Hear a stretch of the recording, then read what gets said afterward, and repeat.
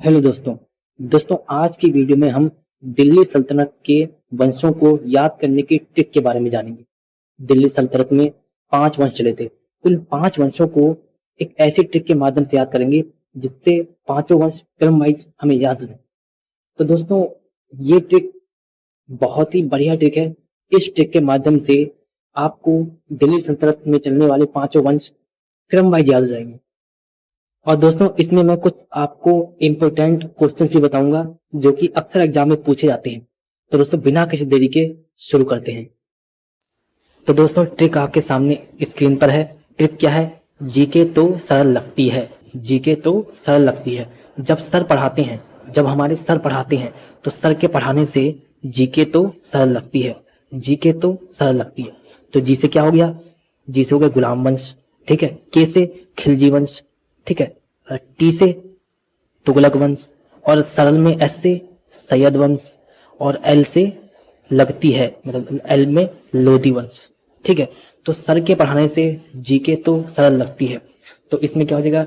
जी से गुलाम वंश, के से खिलजी वंश, और तो में टी से तुगलक वंश, और सरल में एस से सैयद वंश, और एल से लोधी वंश, ठीक। एल से लोधी वंश। अच्छा, ये सैयद थोड़ा गलत लिख गया। सैयद को ऐसे नहीं लिखते हैं, सैयद को ऐसे लिखते हैं सैयद, ये सैयद, ठीक है, क्योंकि ये दो या नहीं आएंगे, एक ही आता है, ठीक है।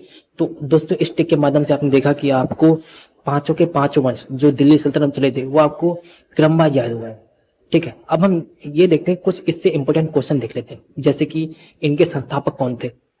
तो देखिए दोस्तों, जो गुलाम वंश है, ठीक, ये वंश है, ये संस्थापक है, ठीक। तो देखो, मैं सबसे पहले आपको बता दूं कि जो दिल्ली सल्तनत 1206 से 1526 तक चली थी। तो अब देखिए कि 1206 में कुतुबुद्दीन ऐबक आया था, ठीक। उसने गुलाम वंश की स्थापना की थी। और अंत में 1526 में जो दिल्ली सल्तनत का आखिरी शासक था, इब्राहिम लोदी। तो इब्राहिम लोदी को बाबर ने पानीपत के प्रथम युद्ध में हराया था, और जिससे बाबर ने इब्राहिम लोदी को हराकर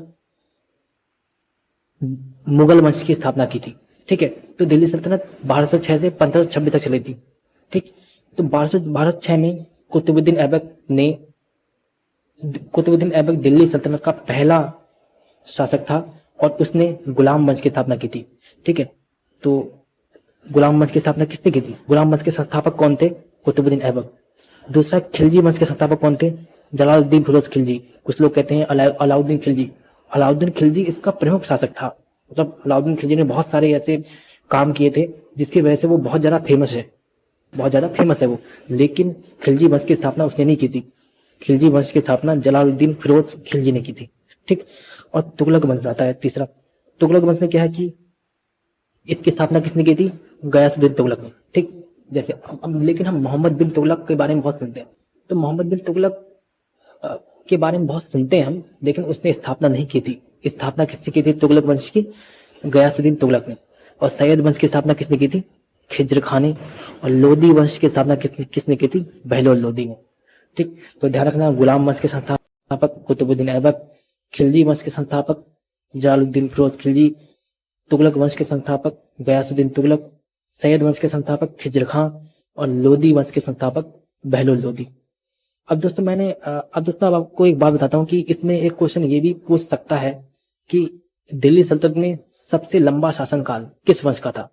तो इसका आंसर है तुगलक वंश का। तुगलक वंश का शासनकाल दिल्ली सल्तनत में सबसे ज्यादा लंबा था, ठीक। अब ये भी पूछ सकता है कि सबसे छोटा कार्यकाल किस वंश का था? तो सबसे छोटा कार्यकाल हमारे खिलजी साहब का था, खिलजी वंश का था, ठीक।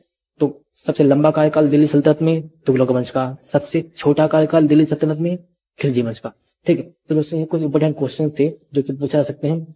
और ये ध्यान रखना कि अंतिम वंश लोधी वंश चला था दिल्ली सल्तनत में, और उसका अंतिम शासक, दिल्ली सल्तनत का जो अंतिम शासक था वो कौन था? इब्राहिम लोधी। इब्राहिम लोधी को 1526 में बाबर ने पानीपत के प्रथम युद्ध में हराया था, और बाबर ने मुगल वंश की स्थापना की थी, ठीक। तो दिल्ली सल्तनत का पहला शासक कौन था? कुतुबुद्दीन ऐबक। और दिल्ली सल्तनत का अंतिम शासक कौन था? इब्राहिम लोधी, ठीक है। और दिल्ली सल्तनत के बाद मुगल वंश की स्थापना, मुगल वंश आया था, ठीक। तो दोस्तों मुझे उम्मीद ही नहीं, पूरा भरोसा भी है कि आपको ये ट्रिक बहुत अच्छी लगी होगी। और ऐसे ही और वीडियोस को जानने के लिए इस चैनल को सब्सक्राइब कीजिए और नोटिफिकेशन बेल को प्रेस कीजिए। इस वीडियो को लाइक कीजिए, शेयर कीजिए, अपने दोस्तों के साथ में शेयर कीजिए, उन्हें बताइए कि ये ट्रिक है याद करने की, ठीक है। और कमेंट कीजिए इस वीडियो में कि आपको ये ट्रिक कैसी लगी। और दोस्तों मैं मिलता हूँ आपसे नेक्स्ट वीडियो में। जय हिंद, जय भारत।